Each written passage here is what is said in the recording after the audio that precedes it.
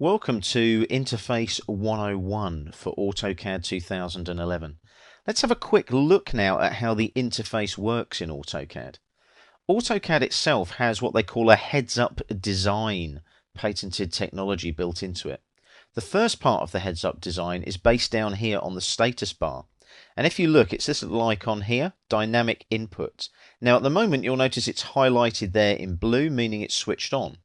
So if I actually instigate a command now, let's say the line command, and I come into the drawing area, you'll see there it's prompting me to specify the first point of my line by clicking on a point or typing in a coordinate. Now have a look at the command line down at the bottom of the screen. It's also telling me line specify first point on the command line as well. Let's go to dynamic input and switch that off. When I switch it off, notice there's no prompt near the crosshair. My dynamic input is heads-up design. You can follow your prompts as you move your crosshair. That's what heads-up design is all about. So always try and keep your dynamic switched on. It'll be switched on for the duration of this course and all the exercises within it. So if I wanted to draw a line, as you can see there, I can specify a point or a coordinate. I'll hit escape there just to deselect that command and cancel it out. So the user interface, what is there for you to use?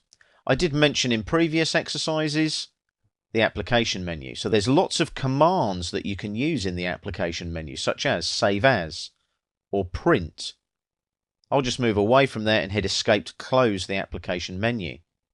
You've also got at the top of the screen here what they call your quick access toolbar. That allows you to access your workspaces, which again we will look at later on in later exercises in different sections of the course. We're currently in the 2D drafting and annotation workspace.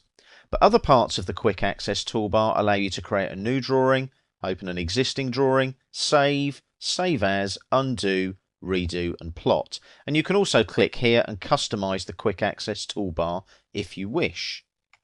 We also have the tabs here for the ribbon interface. The ribbon is a group of panels, as you can see.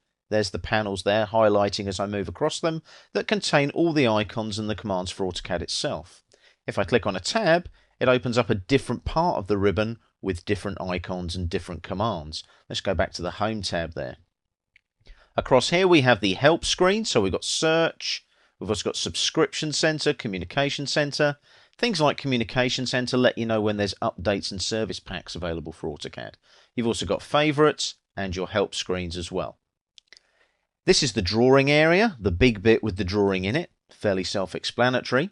And here we have things like the view cube and also the navigation bar. The view cube, I can do things like isometric views if I'm working in 3D, for example. So when I click there like that, what it'll do is it'll take me to a different view, for example. But if I go here, I've got the navigation bar and so on. So as you can see, the isometric view kicks in. Now if I want to come back to that, I just select top, like so, and it takes me back to a top view. Great when you're working in 3D and need to look at a drawing from a different angle, for example, like that. I'll go back to the top view there, and I can also rotate the view cube so that north is back at the top, like so. The navigation bar is also very similar with pan and zoom, and again we'll go into more detail in different exercises on this course in different sections. Here we have model, layout and layout 2. They were mentioned in previous exercises. And basically what they do is they allow you to work in the layout space where you'd have your title block and perhaps viewports. And the model here is where you do all your design work. And again, we'll look at that in more detail. Right down at the bottom of the screen, we have the status bar with coordinates and our drafting settings. Notice when they're highlighted in blue, they're on.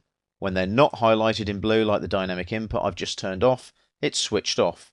Click again, toggles it back on again. Here you also have some other tools such as annotative scale, and also here you've got workspaces again and various other settings that you can utilize to basically tidy up and work with your AutoCAD user interface. So that covers Interface 101 for AutoCAD 2011. We'll go into these features in a lot more detail throughout the course.